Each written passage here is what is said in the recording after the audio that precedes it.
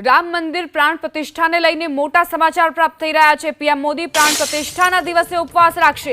સરયુ નદીમાં સ્નાન પણ કરી શકે છે પ્રધાનમંત્રી મોદી।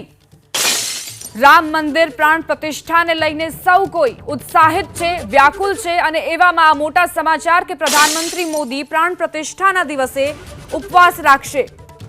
સરયુ નદીમાં સ્નાન પણ કરી શકે છે પ્રધાનમંત્રી મોદી। आज पवित्र सरयू नदी में स्नान प्रधानमंत्री मोदी करी शके छे तेवा समाचार। सिवाय अपनी भारतीय परंपरा रही है कि क्यारे पण अनुष्ठान होय, हवन होय, प्राण प्रतिष्ठा महोत्सव होय ते दरमियान जे यजमान होय छे ते उपवास राखता होय छे अने आज परंपरा प्रधानमंत्री मोदी पण अनुसरशे अने ए दिवसे प्राण प्रतिष्ठाना दिवसे प्रधानमंत्री मोदी उपवास करशे। ए तमाम परंपराओने प्रधानमंत्री मोदी अनुसरता आव्या छे।